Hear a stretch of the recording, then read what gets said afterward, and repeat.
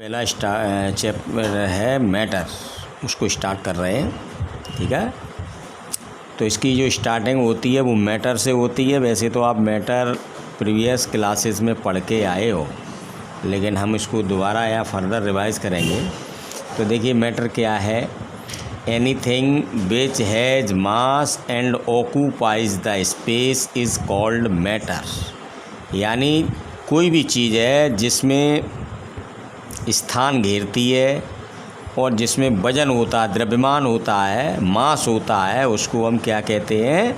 Matter कहते हैं। अब देखिए तमाम एग्जाम्पल आप अपने चारों ओर देखते हैं। जैसे हम स्वयं भी क्या है? मैटर हैं।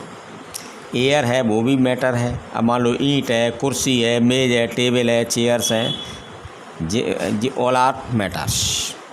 ठीक। अब देखिए matter is made up by very टिनी particles which is called atom और मॉलिक्यूल्स। जो मैटर होता है वो बहुत छोटे छोटे पार्टिकल से मिलकर बना होता है, जिनको हम एटम या मॉलिक्यूल्स कहते हैं। ठीक है।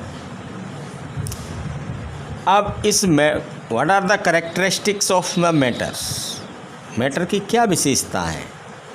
तो देखो इसके जो पार्टिकल्स होते हैं उनकी क्या विशेषता है कि these are very very small, ये बहुत छोटे होते हैं। दूसरा, ये कंटिन्यू मोशन में रहते हैं। इनके बीच में खाली स्थान होता है, एम्प्टी स्पेस होता है, और एक दूसरे पर फोर्स ऑफ अट्रैक्शन लगाते हैं। ठीक है ना।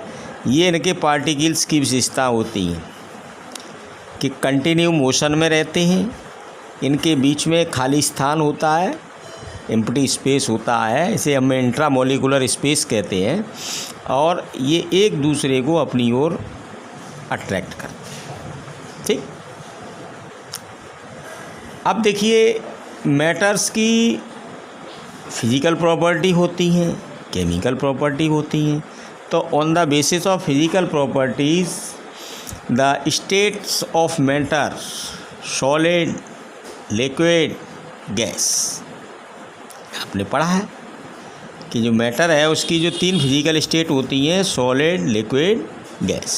सॉलिड क्या होते हैं भाई? जिनकी वॉल्यूम कांस्टेंट होते हैं, कांस्टेंट शेप होती है, वो हमारे सॉलिड्स हैं। लिक्विड का क्या होता है कि वॉल्यूम तो कांस्टेंट रहता है, लेकिन उसकी कोई डेफिनेट शेप नहीं होती है। जिस कंटेनर में उसको रखा जाता है उसी की शेप ले लेता है वो, तो लिक्विड में।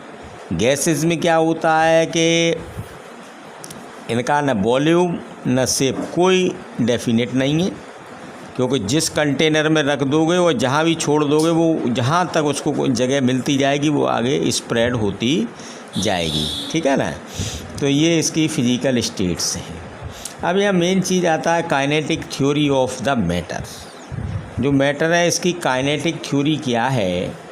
तो उसमें काइनेटिक थ्योरी में यही सारी चीज़ें आ जाती हैं। देखिए ये तो जो हमारा सॉलिड, लिक्विड और गैस, 3 में जो इसका डिवीज़न होता है, तो ये on the position of the particles, जो पार्टिकल्स होते हैं उनकी जो स्थिति होती है उसी के आधार पे तो हम करते हैं इसको।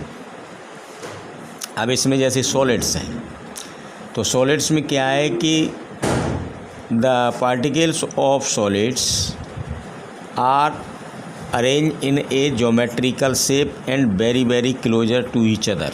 मतलब सॉलिड के जो पार्टिकल्स होते हैं वो एक दूसरे के बहुत पास पास सटे हुए, और इनके बीच में very very less empty space होता है। इस प्रकार यानी सॉलिड के जो पार्टिकल्स हैं वो बहुत क्लोज होते हैं, और इनके बीच में एक फोर्स ऑफ अट्रैक्शन होता है, वो इतना स्ट्रॉन्ग होता है कि वो इनको टाइटली बांध के रखता है। इसीलिए तुमने देखा होगा कि जो सॉलिड्स होते हैं वो रिजिड होते हैं, कठोर होते हैं, उनको हाथ से हम दबा नहीं सकते, इसलिए उनका शेप और वॉल्यूम दोनों कांस्टेंट रहते हैं। अब आता है जैसे लिक्विड है आपका। लिक्विड के जो पार्टिकल्स होते हैं वो सॉलिड्स की अपेक्षा दूर दूर होते हैं, उनके बीच में ये जो एम्प्टी स्पेस होता है वो सॉलिड्स की बजाय ज़्यादा होता है। ठीक है ना। तो इसलिए इनके जो पार्टिकल्स की एनर्जी होती है, काइनेटिक एनर्जी, वो सॉलिड की तुलना में ज़्यादा होती है, ठीक है ना। सॉलिड्स के जो पार्टिकल्स होते हैं उनकी काइनेटिक एनर्जी तो वेरी वेरी लेस, मतलब लीस्ट काइनेटिक एनर्जी होती है उनके अंतर्गत। इनमें लिक्विड में ज़्यादा होती है। इसके बाद जो गैसेस होते हैं, तो गैसेस में क्या है कि जो उसके पार्टिकल्स बहुत दूर दूर होते हैं और उनके बीच में कोई इंट्रामोलिकुलर फोर्स ऐसा नहीं होता है जो उन पार्टिकल्स को बांध के रख सके। इसीलिए गैस को आप जैसे ही रिलीज़ करते हैं वो उसको जहाँ तक जगह मिलती जाएगी वो स्प्रेड होती जाती, फैलती जाती है। जैसे तुम कमरे में एक जगह अगरबत्ती या धूपबत्ती जला रहे हो और दूसरे कमरे के बाहर भी तुम्हें सब जगह उसकी स्मेल आ जाती है, खुशबू आ जाती है। तो ये किसका एग्जाम्पल है? इस बात का एविडेंस है कि जो गैसेस पार्टिकल्स होते हैं वो स्प्रेड होते जा रहा है, फैलते जा रहे हैं, ठीक है ना।